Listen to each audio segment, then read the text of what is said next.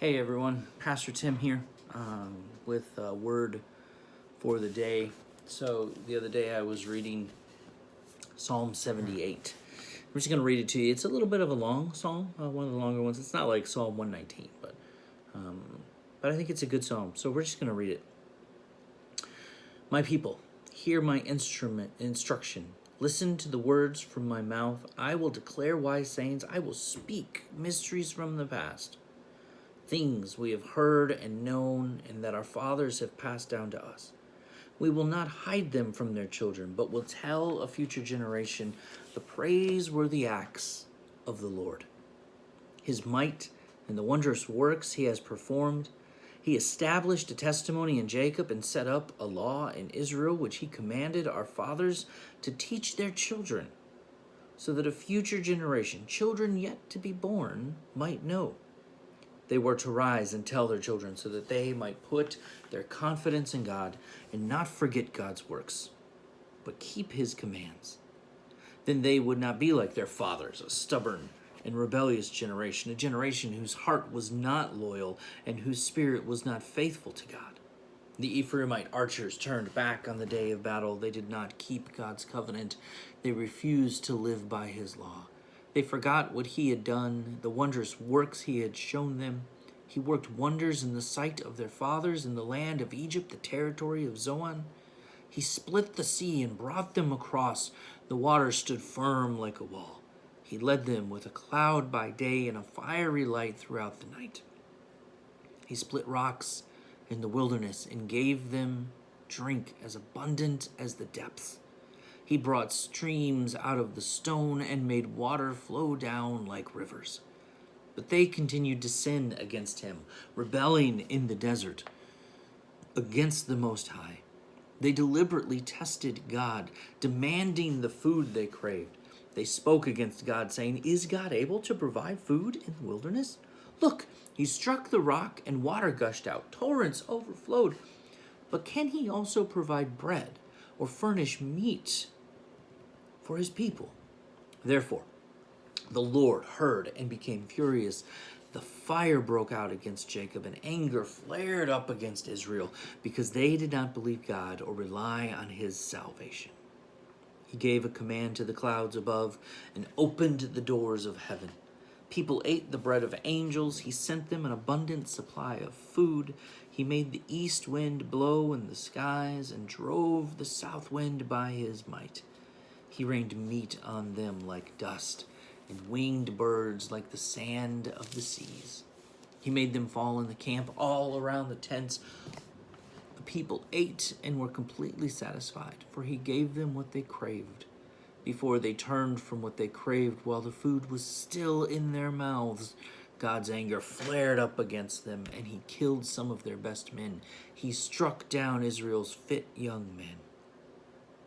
Despite all this, they kept sinning and did not believe his wondrous works. He made their days end in futility, their years in sudden disaster. When he killed some of them, the rest began to seek him. They repented and searched for God. They remembered that God was their rock, the Most High God, their Redeemer. But they deceived him with their mouths. They lied to him with their tongues. Their hearts were insincere toward him, and they were unfaithful to his covenant. Yet he was compassionate. He atoned for their iniquity and did not destroy them. He often turned his anger aside and did not unleash all his wrath.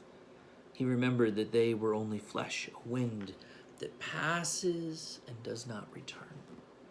How often they rebelled against him in the wilderness and grieved him in the desert.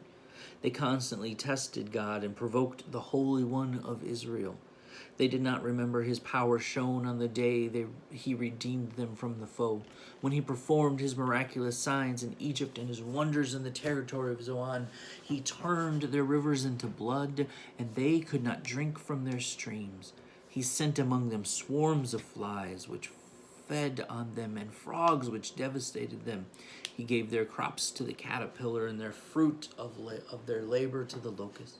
He killed their vines with hail and their sycamore fig trees with a flood. He handed over their livestock to hail and their cattle to lightning bolts. He sent his burning anger against them, fury, indignation, and calamity, a band of deadly messengers. He cleared a path for his anger. He did not spare them from death, but delivered their lives to the plague.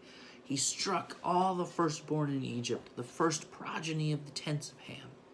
He led his people out like sheep and guided them like a flock in the wilderness. He led them safely, and they were not afraid. But the sea covered their enemies. He brought them to his holy territory, to the mountain his right hand acquired. He drove out nations before them. He apportioned their inheritance by lot and settled the tribes of Israel in their tents. But they rebelliously tested the Most High God, for they did not keep his decrees. They treacherously turned away like their fathers. They became warped like a faulty bow. They enraged him with their high places and provoked him with his jealousy. With their carved images, God heard and became furious.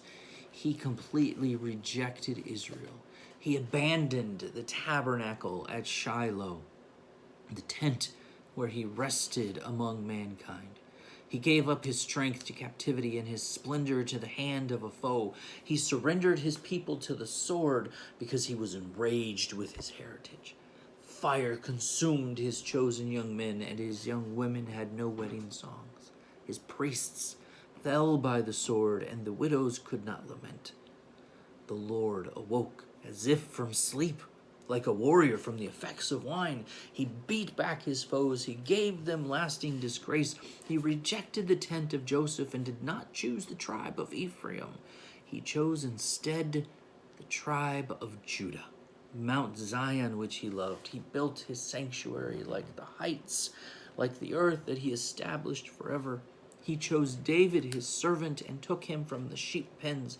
He brought him from tending ewes to be shepherd over his people, Jacob over Israel, his inheritance.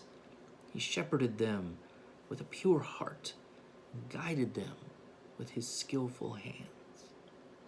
The word of the Lord. Praise be to God.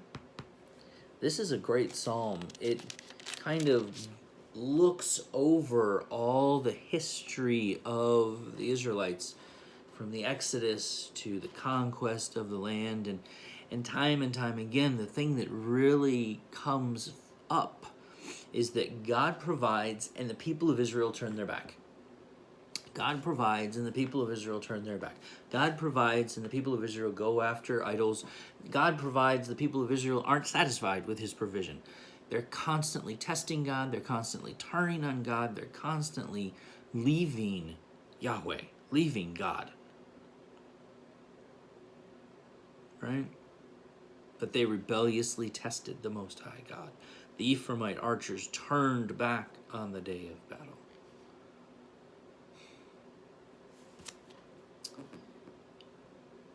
Our challenge is, our problem is, that we have a tendency to do the same.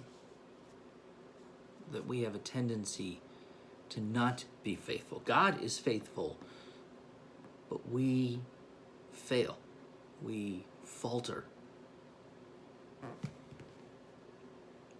The interesting thing about the psalm, the most interesting thing that I think about the psalm is that it stops with David.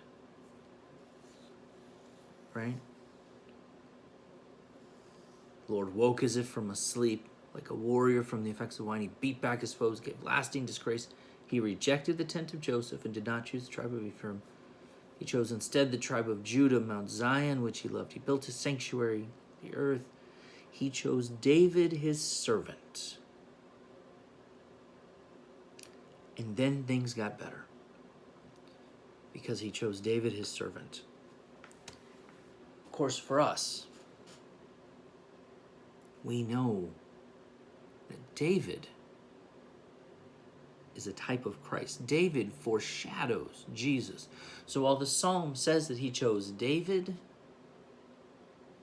we know that the one he really chose to reign, the one who really guides and shepherds us with a pure heart and guides with his skillful hands, is Jesus, the son of David.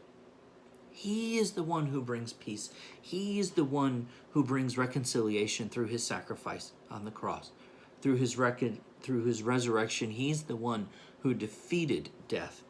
Through his ascension, he's the one who brings about the kingdom of heaven into our lives.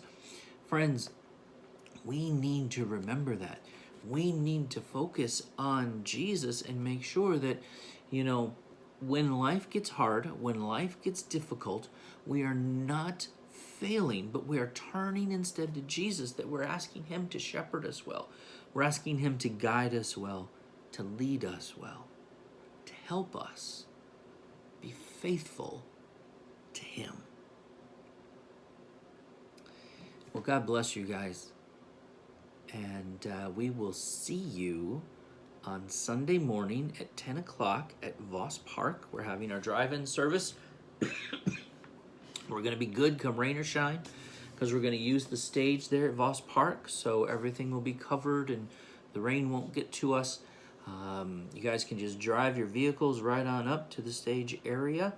And it's going to be a great time where we can worship together in our cars, safe, so that we don't spread the virus or whatnot, but we'll be together in one place. So looking forward to that. God bless y'all, and you guys have a great day. Amen.